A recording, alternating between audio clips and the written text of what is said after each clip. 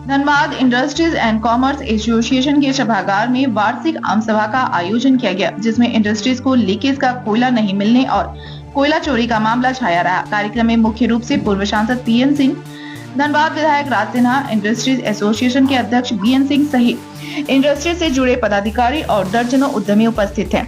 पूर्व सांसद पीएन सिंह ने कहा कि हार्डकोक भट्टा संचालन में कई समस्याएं हैं। लीकेज का कोयला नहीं मिलना, कोयला उठाव पर रंगदारी, कोयला चोरी, इस पर सरकार को ध्यान देना चाहिए। वहीं अध्यक्ष बीएन सिंह ने कहा कि भट्टा उद्योग में कोई समस्या नहीं थी, लेकिन कुव्यवस्था के कारण समस्याएं पैदा की गई हैं। यह तय होना चाहिए कि किसको कोकिंग कोल देना है, किसको नॉन कोकिंग देना है। इसके लिए कोयला मंत्री से मिलकर फरियाद लगा चुके हैं।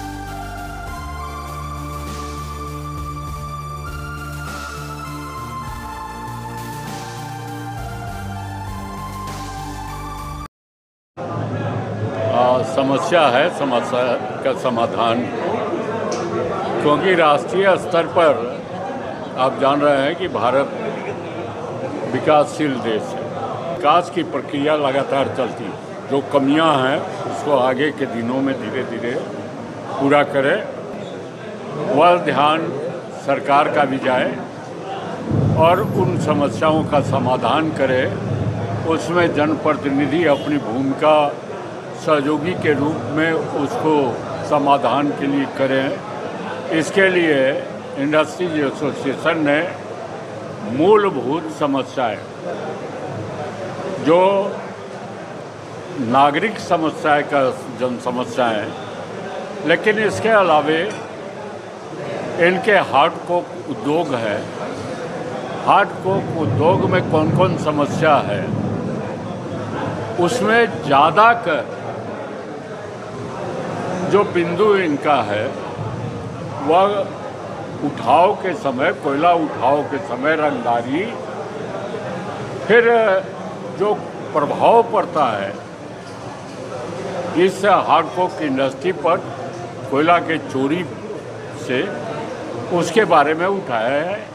निश्चित रूप से सरकार को ध्यान देना चाहिए और जल्द से जल्द कोयला चोरी को रोकने का प्रयास, यहाँ के मूलभूत जो समस्या है, नागरिक समस्या है, उसके समाधान करने के लिए काम करें। हार्डकोक को मैंने मीटिंग करवाया कोल इंडिया के चेयरमैन से कलकत्ता में।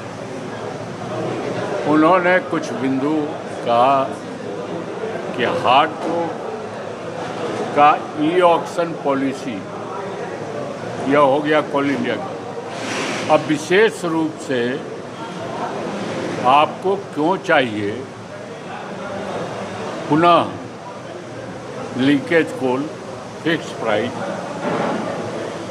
तो उसका उन्होंने मांगा था और यह अपेक्षित है तो उसकी पहल करेंगे। तो फिर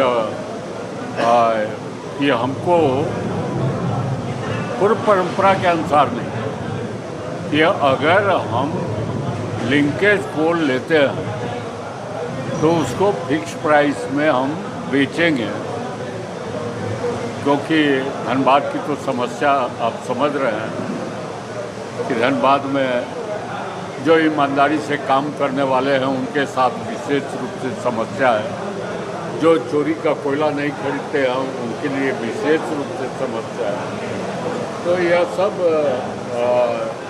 इसका समीक्षा कर लाइन ऑफ एक्शन अध्यक्ष जी बनाएंगे। का समाधान तो सरकार के हाथ में है, बीसीसीएल, कोल इंडिया और कोल मिनिस्ट्री के हाथ में है, जिसके बाद में बार बार ज्ञापन दिया जा रहा है। अभी मिनिस्टर आए थे तो उनसे मिले भी थे, जैसा बताया हमने। समस्या बनाया गया है, जो एक अच्छी व्यवस्था थी उस व्यवस्था को खराब किया गया। पहले कोल कंट्रोलर हुआ करता था, वो बताता था कि कोकिंग कोल किसको चाहिए। आज कोकिंग कोल ये लोग ट्रेडर को दे रहे हैं। वो ले जाता है चूना भट्ठा में, ईंट भट्ठा में उसका यूटिलाइज करता है। उसमें विद्युत संयंत्र को देता है जिसको कि ज़रूरत नहीं है, उसको नॉन कोकिंग कोल चाहिए उसको। और लिमिटेड, बहुत लिमिटेड कोकिंग कोल है भारत के पास में रिजर्व, उसका ये बर्बादी कर रहा है। पहले लोग इसको रेलवे में जलाते थे, तो रेलवे से जब रुका तो अभी ये लोग पावर में इसको मिसयूज़ कर रहे हैं। तो सब थोड़ा अगर इस पर ध्यान दे, कोल कंट्रोलर, कोल रेगुलेटर पार्लियामेंट से पास हुआ था, लेकिन ये मोदी सरकार जब से आई है तब से उसको ठंडा बस्ता में डाल दी। 50,000 टन ऑक्शन में बेचेंगे और 1 लाख टन चोरी करवाएंगे और दिखाएंगे कि हमारा बड़ा इतना हाई रेट में कोयला मिला। तो ये सब चीज़ पर जब तक अंकुश, भ्रष्टाचार पर अंकुश नहीं लगेगा तब तक ले सुधार इंडस्ट्री, एसएमई इंडस्ट्री का सुधार नहीं होगा। खाली चिल्लाने से थोड़े होता है कि स्टार्टअप इंडिया कर रहे हैं, हम स्मॉल स्केल इंडस्ट्री को बढ़ावा दे रहे हैं, कुछ भी नहीं कर रहे हैं।